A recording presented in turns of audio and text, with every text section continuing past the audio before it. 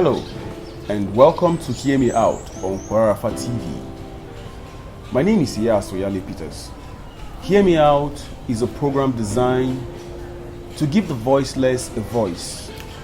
It's a program designed to reach out to people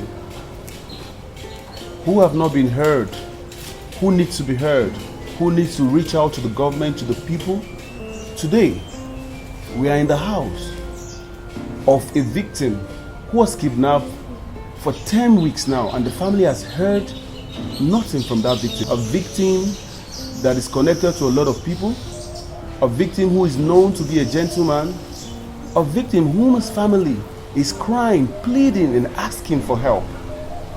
We'll be speaking with the wife shortly, and we'll put her through the soft question train to tell us more about the victim and her ordeal. Stay tuned as we meet the wife of Dr. B.S.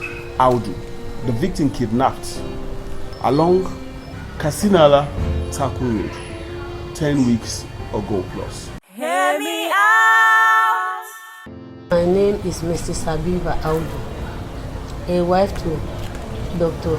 Benedict Audu, who was kidnapped on the 10th of March 2019 along Kasinala Takun Road on his way back from home after the general gubernatorial election. So tell us about your husband. Tell us about his personality.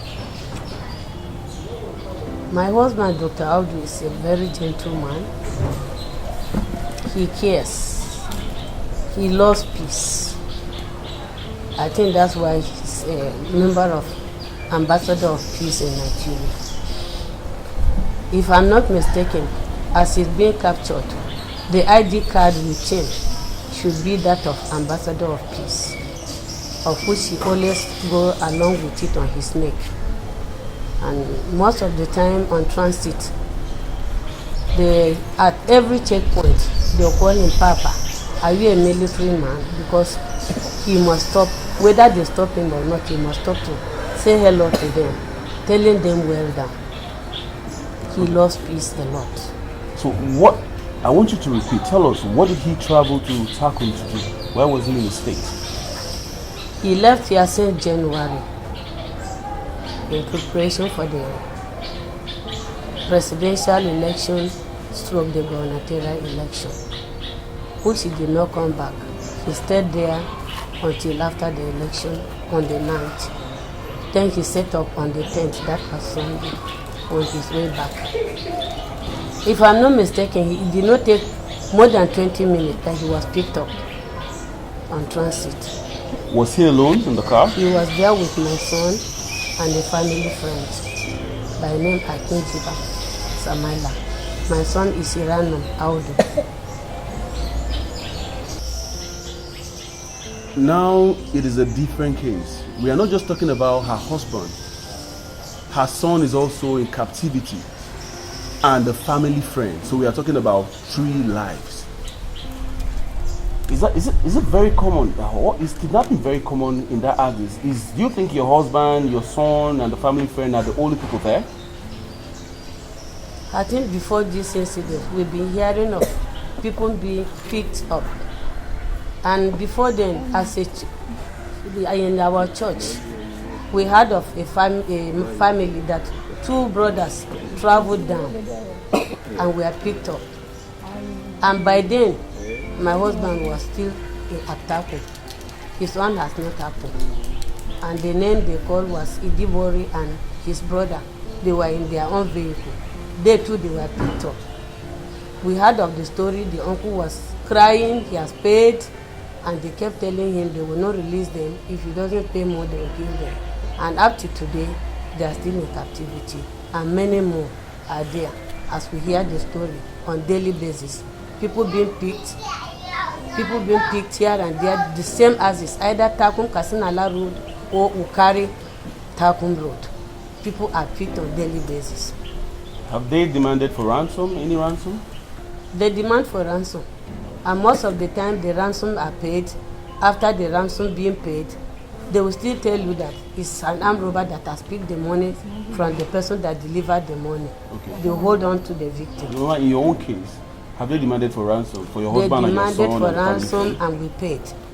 We paid on the 26th of March. They promised releasing them in the evening. It's the evening that we've been waiting for up till now. So presently, have you heard from the kidnappers? Who is interfacing with them? Who has been speaking with them? Have you heard from them recently? The first person that was negotiating received the money that at the point that he asked for the money to be delivered. After receiving the money, he went silent. We never heard of him. Only for another person to surface and be demanding for another ransom. When we demanded that we want to hear the voice of Daddy and the other two boys with him, he went quiet. Now it's over 4 weeks. No more communication from their end. And we are just living in dilemma. So what has the police done about it? You reported to the right authority, the police. What have they been doing about it? Or what have they done about it? What happened? The truth is that I'm even scared of going home. I'm scared of going home. People don't go home these days. Our only means of transport down home is by road. We don't have train. We don't have airline unless you reach Jalingo before you come down to Taku. From here you have to take road, which is another risk involved. So I'm even scared of going home. Since the incident, I've not gone home. But a nephew of his is at home. All the cases have been reported to police appropriately at the right time. Immediately, the very day the thing happened, they reported to police. The friend in Kasinala, the one I told you of, too, he reported to the police in Benue State. But all of them, I keep asking them, have you had any information from police? They will tell you nobody is communicating with them. So we are left. Mama, do you think the states, Benue State and Taraba State, do you think the people in authority have done enough?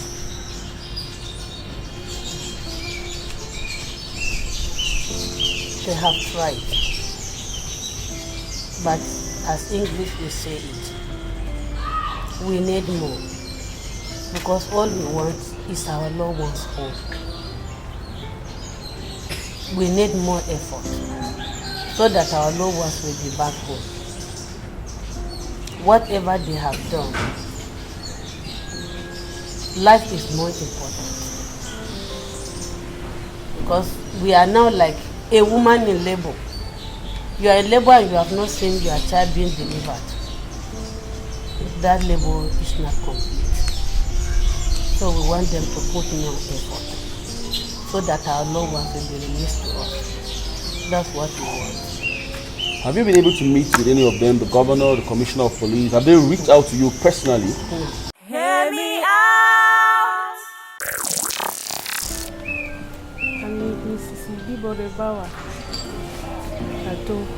Tell us about your husband. But he got the village. He coming back from Katinala. On the way, they kidnapped him. Do you have children? Yes, I have children. 3 children. So how have you been coping without your husband? Who has been supporting? What have you been doing? How have you been surviving without your husband? Now we not each survive because I don't see my husband, school fees, everything. I don't see him, my children there for us now. What would you want to tell Nigerians? Hey, help us. Look at the camera, tell Nigerians, tell the world what you want them to do. I want Nigeria to help us since where they kidnap them, we don't hear anything. We take money, children, school fees, everything. Don't see them. And they collect money, they don't release them still now. So you basically want Nigerians to help us. And then help us, whether they will see where they are. We don't know where they are. Yes. Okay, now where their father no day, how the children they take them? The children they suffer, they don't feel as if they eat before, we not feel eat before, like before. We dey suffer, they no fit school fees, everything they no fit, we no fit get. And we sit down, they come for us, come sit down for us now. They come stay with me. I no see school fees to pay for them. Their father go for election, they say we go come back, we no see our father again. We no see him again. But they understand wetin e be, then they ask you where their father dey. Yes, then they ask me mommy, where our daddy, where our daddy. I tell them say they kidnap him. All right.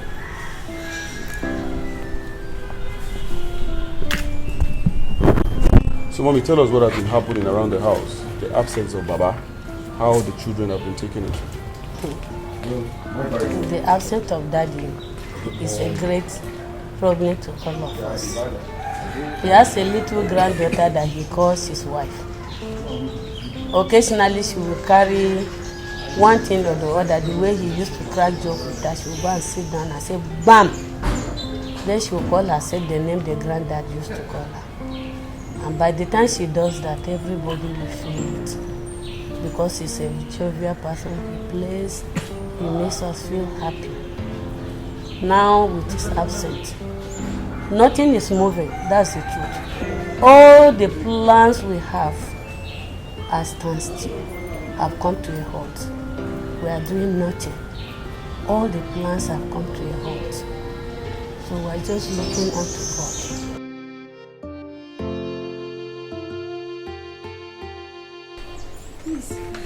I feel that's the daughter of one of the victims.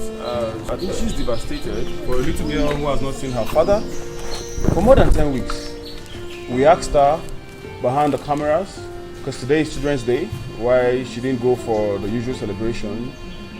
Well, she said because she hasn't seen her father for a long time. She's very devastated, as the mother is too. So everybody's in mourning. The house has been gloomy since the breadwinner, their strength giver, and their protector was taken away 10 weeks plus ago.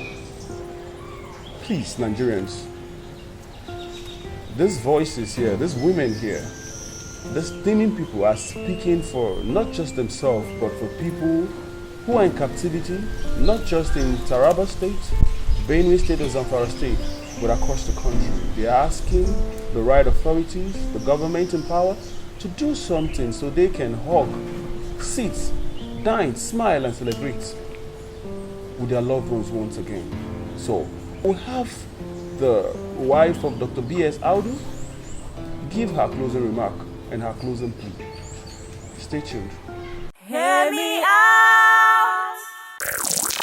I'm still Mrs. Audu, Mrs. Habiba Audu, a victim of kidnappers, whether we call it abductors, and I'm pleading that it's not a good experience. On behalf of many that are in captivity, right from the time that they were picked up on their peaceful journeys, I'm pleading to Nigerians, those in authority, right from the federal level, our Baba, President Buhari, our governor, Darius, the governor of Benue State, to come to our aid. We tried our best as human. We prayed to God, and we know our security is in your hands. All that are hearing us, if you are in the position to help, please come to our help, because we are having sleepless nights. We are asking you in the name of God, do the needful, that our tears will no longer flow. Thank you. Sorry, Mom.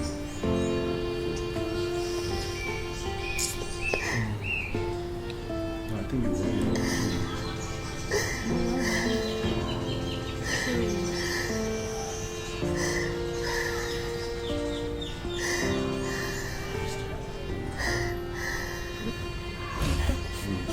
Okay,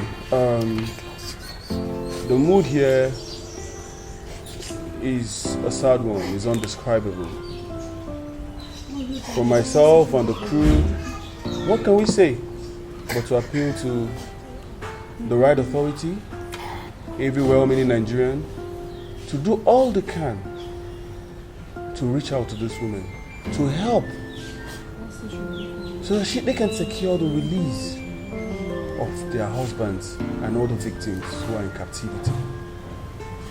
My name is Iyasu Yale Peters. This is Hear Me Out on KWARARAFA TV. Until same time, same station. Do I say goodbye? I can only say let's pray. Hear me out, Nigeria. Hear me out, Nigeria. Hear me out.